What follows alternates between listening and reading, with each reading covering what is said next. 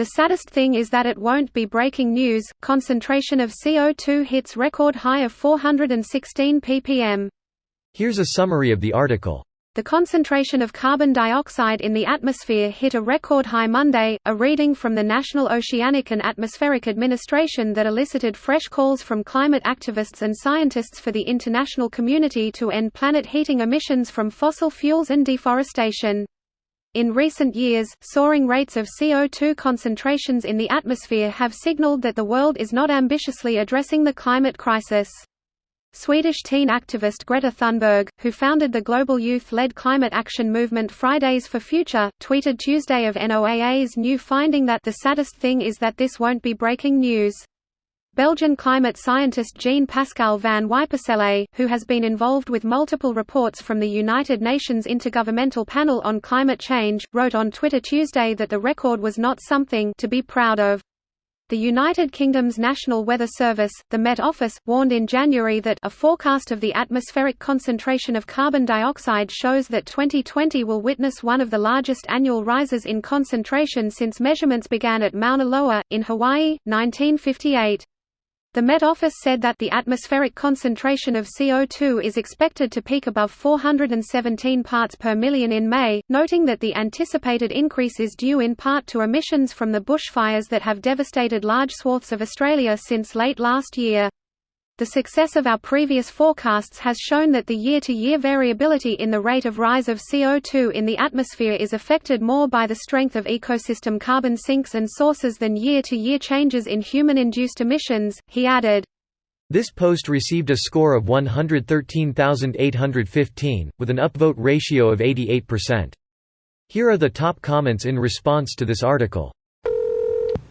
We are seeing the effects as glacier melting has increased exponentially and there have been an increase in the number of natural disasters that can be attributed to climate change. So the question is, what should we do? Here's what experts say. 1. Vote. If you live in a country where this is possible, tell your politicians that climate change is a voting issue for you. 2. Connect with others working on solutions. According to NASA climatologist, Dr. James Hansen, becoming an active volunteer with this group is the most impactful thing an individual can do for climate change. Dr. Catherine Hayhoe, lead author of the U.S. National Climate Assessment, agrees. 3. Whichever local climate organization you decide on, just jump in and get started. We have to move to clean renewable energy and move away from fossil fuels. That's the biggest hurdle in reducing emissions. We won't wean ourselves off fossil fuels without a carbon tax. Also, everyone please use Ecosia as your search engine. They donate 80% of their profits to planting trees and they run everything on solar. It's basically just as effective as Google. And every search helps reduce the carbon footprint, they have no trackers, etc. Go learn all about it. Edit. Since there's a lot of disinformation attacks, either bad faith actors or just uninformed, please read all of the information available to make your decisions. Ecosia is absolutely helping a lot. Please read about them, make it your default search engine, and spread the word. Another easy thing, if you're American, is to sign up for election reminders, since most of us are not as good at voting as we think.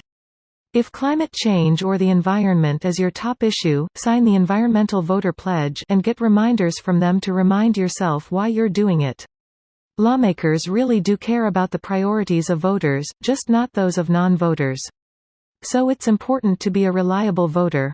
Thanks for the link. Just signed up for U.S. election reminders. I usually do a good job, but there might be some local elections that I've missed. I remember hearing about climate change when I was in grade school. Thinking shit that is years away, I will be long dead. Now I'm in my 30s and this shit is starting to hit. I may have to actually endure some of the repercussions. Worst thing is the people who do have the power to mitigate will be most likely dead in 10 years, so they don't give a fuck. Greater than the most common way people give up their power is by thinking they don't have any. Alice Walker. Vote, lobby, and recruit. We're actually getting close. This video was automatically created by Reddit to speech. The article and comments in this video were selected from Reddit according to their upvotes, and any paraphrasing was performed by smmry.com, without any human intervention.